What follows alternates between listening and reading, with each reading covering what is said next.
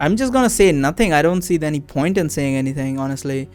Well, Darren, Aiden asks him after a while, what are you going to do? I'm going to show you that you're wrong, Darren says. There is some good to be found in any person, even in someone as rotten as this noble. He then storms towards the noble and the slave without saying another word. The slave is now desperately trying to lift all the bags from the ground, but she kept dropping them no matter how many times she shifted the weight between her hands. The noble had gotten tired of her repeated failures and was just about to hit her again, but he got interrupted by Darren shouting at him.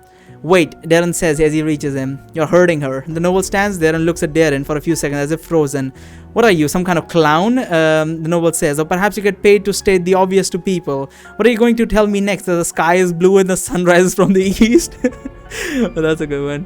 Don't you understand? Darren says, she's human just like you. She bleeds like you. She feels pain like you. And she can get scared. She can be happy or sad. How can you do this to a fellow human being? She's not a fellow human being, you imbecile.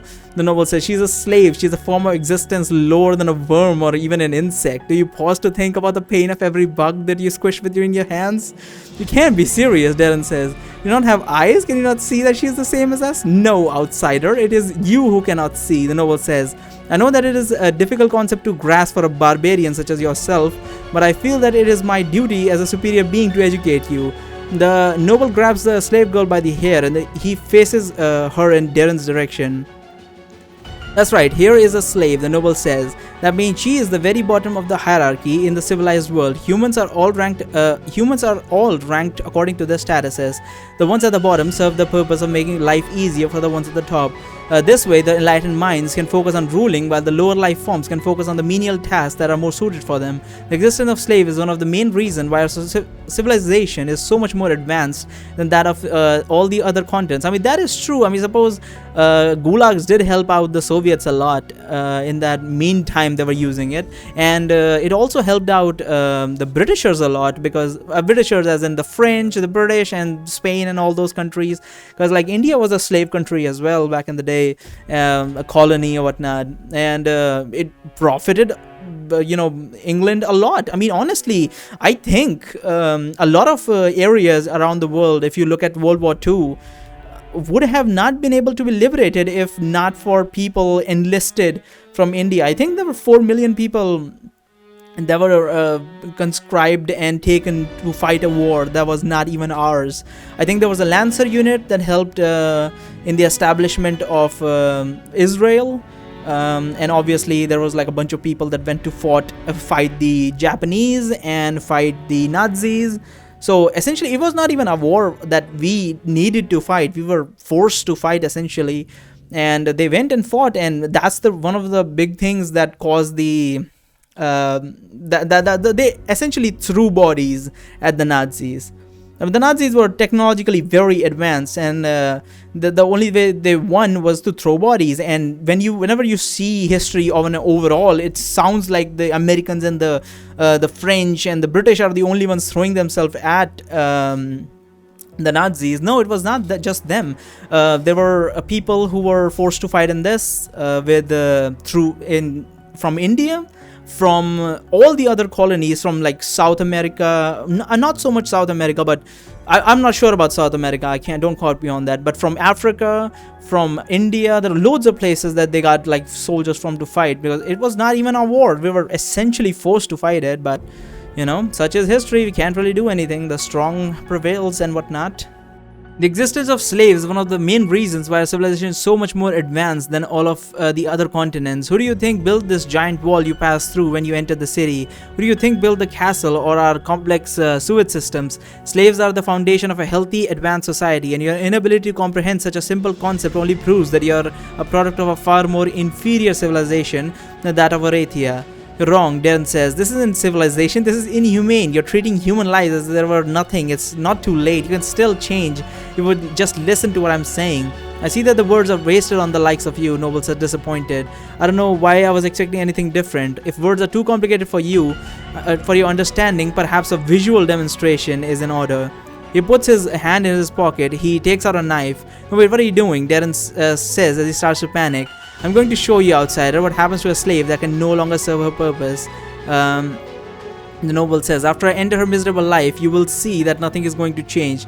No one will mourn her passing. No one will stop to look. No one will even be affected by her death, and life will simply continue to move on without her as if she never existed. Wait, Darren shouts. I didn't mean to offend you with that, what I just said. Please put down the knife and we can continue our conversation where we left off, please. The girl looks as if she has completely given up any hope on what she might have. What the fuck did I just read? The slave girl looks as if she has completely given up on any hope that she might have had. The look on her eyes is completely empty as she stares at the ground, waits patiently for her inevitable. Look at that, Eden says to me. That oaf is going to get that poor girl killed. Are you okay with this, Barry? I am okay with this. I don't think we should attack the noble. I'm still not up for it. No, I'm gonna stay silent. I keep quiet and act as Aiden hadn't asked me anything. Aiden smiles and he addresses Kate next. What about you, Kate? He asked. The offer I made earlier to Darren still stands. I'm willing to give you the power for free if you just ask for it. Are you sure you want to leave things like this? It's none of my business, Kate says with a little hesitation in her voice. We can't save everyone. How pragmatic, Aiden says with a smile. I'm sure we can reach some sort of an understanding, Darren says to the noble, starting to act desperate. I have a lot of money with me. I could buy the girl off of you for 10 pieces, 10 times her price. Already have all the money I need, outsider. The noble says, it's far more important for me right now to help you see the light. You will thank me for this later. Please, you could just listen, Darren start to say, but he didn't get to finish his sentence. One swift movement of his hand, the noble slits the girl's throat wide open, and when he lets go of her hair, her body simply falls on the ground like a lifeless doll as the pool of blood starts to slowly form beneath her. Here's the thing. So indirectly, Darren kind of killed her. On top of that, I am actually kind of amazed that guy only slit her throat. I kind of thought he was actually going to gut her because that's what he said before. The reason why I didn't attack is because it's pointless to do so. Because the society is not going to change if we even help this one girl. Seriously, is pointless. It legitimately is an extremely pointless action by us if we did this. Not to mention troubling or whatever. No, Darren shouts as he rushes towards the girl's body. He tries to cast all of the healing spell he knows on her. No. As he keeps repeating the same word over and over, Darren's voice starts to tremble. It doesn't take long for him to break down in tears. Well, he is a really goody two-shoes, isn't he? Well, he takes the girl's body in his arms and he hugs her with all her strength. Rose is looking mortified as she watches the whole scene unravel before her eyes, while Kate is looking away from them with a sad expression on her face. Leave it to an uneducated oaf from another continent to start crying over some dead slave girl, the noble says. I thought that in doing this I might finally make you see reason, but it seems that I was mistaken. You truly are a lost cause. I feel sorry for you. When he hears the noble's word, Darren stops crying. He lets go of the slave. He looks towards the ground with a very dark face on his face. Aiden, he says, give me the power. Are you sure this is what you want? Yes, stop him. What the fuck am I doing? Stop him. What the fuck? Are you sure this is what you want? Aiden says, you said you'd give it to me for free as long as I asked. Darren says, I'm asking for it now. Give me the power. Aiden smiles widely as he raises his hand, and powerful winds start to spin around him for a few seconds. As the wind stops, Aiden lowers his hand and it looks around and he looks towards Darren. It is done. Why? Are you stupid, Darren? Why? You're gonna get us in trouble, man. You're gonna get us in trouble. As soon as I thought if I said nothing, he would stop eventually. As soon as he hears Aiden's words, Darren takes his sword out of his sheath. In less than a second, he swings it with all of his might, decapitates the noble on the spot. All the people who were walking down the street until now have suddenly stopped. They're now looking at the noble's corpse. They're gonna plunge this entire area into fire. They're gonna kill everyone in this area. You're dumb, dude. Until now have suddenly stopped. They are now all looking at the noble's corpse falling on the ground, with a terrified look in their eyes. All of a sudden, the silence is broken by Aiden's laughter. Wonderful, he says, wonderful. Let this image sink into your mind and your heart, healer. Let this mark the beginning of your road to despair. Let it never be forgotten. The day when you chose your worthless pride over the life of an innocent girl. Darren screams. He rushes towards Aiden, slashes his sword at him fiercely. Aiden floats into the air, out of his reach, and then he turns to me and Kate. One last thing before I go, Aiden says. I think I should let you know the spell I cast just now on Darren was an area of effect spell and not a targeted one. This means that it has affected the whole area around me, not just him. The two of you have been given the same gift as your healer friend. You don't believe me? You can easily verify that. I'm telling the truth by looking at any one of the people around you. Try to imagine hitting them and you will see that the tournament spell no longer possesses any resistance. The effect of my spell lasts indefinitely, so this power is yours to use as you please from this day forward. With this said and done, I bid you farewell. That is ridiculous, dude. He then snaps his fingers and he immediately disappears without a trace. All I do, as I do what he said and try to imagine hitting one of the townsfolk, I realized that he wasn't lying. When I imagined myself hitting the noble before, I definitely felt some sort of force that was trying to stop my very train of thought from forming, and none of that happens anymore. Taking a look towards Darren, I see that he is now calmly sheathing his sword and turning to face us. He has the same dark look in his eyes that he had before. We're done here, Darren says as he walks towards us. Let's go get Hadrick and Flower so we can get out. So we can all be on our way. Leave this place behind her. Rose starts to say, but Darren simply walks past her, not giving her a chance to speak her mind. He heads towards the armor shop that Hadrick entered earlier. Hadrick saw us enter the shop to call for him. He seems a bit disappointed. It appears that he would have liked to browse the shop's wares a bit more before leaving. Why did you all come to get me so early? Darren says. Weren't we going to wait for Flower to come back? Some stuff happened. We made us decide to pick another route towards my home. Rose says, we'll tell you on all the details when we get there. Come on, let's go get Flower. I don't think this is going to end this is not going to end well.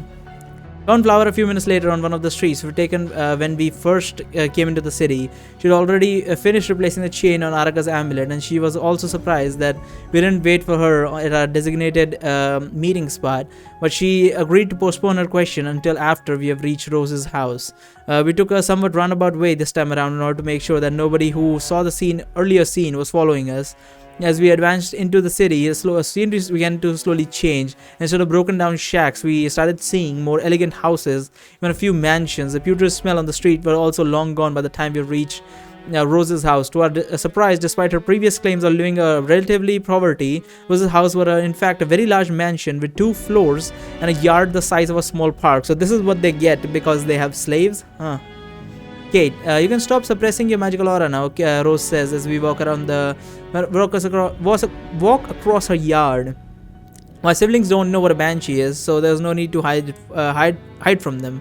Rose, I didn't mean to sound rude, Hadrick says, but didn't you tell me that you and your siblings were living a modest life here in the city? Rose blushes. I'm not the one who bought this house, Rose says. This is where I used to live with my old husband before we got divorced. He told me that he didn't mind me keeping this house for myself, since he owned many other mansions in better areas of the city. I meant to refuse him at the time, but I had both my siblings and my sickly father to care for at the time. It would have been very hard for me to continue living with them in our old cramped house. He was trying to win you back with a little parting gift, was he? Hardrick asked with a grin. Actually, no, Rose says. The main reason why we broke up is that Enrique was never really the kind of man who would be happy being tied down to only one woman. After we got divorced, he told me that during our marriage, he felt like a caged bird that was denied the freedom to soar the skies in search of stars that shine brightly in the night. He also told me that no matter how many stars he'd end up visiting, he would always remain the sun. I would always remain the sun that outshines them all. That he would never love another woman with as much passion as he loved me. Rose giggles. It was always hard to take him seriously when he said things like that, she says, smiling. Look, it's Rose. I hear a young girl shout from it. I mean, that is a very good, decent place to end a marriage. I think that is very good. I mean, they didn't get off on a sour note or anything. They didn't fight or anything. It was just simple, like, okay, you know what? I want to go bang bunch of chicks. And while I really like you, I don't want to just be stuck with one person. And then she's like, okay, that's fine. I mean, it's unfortunate, but it is what it is.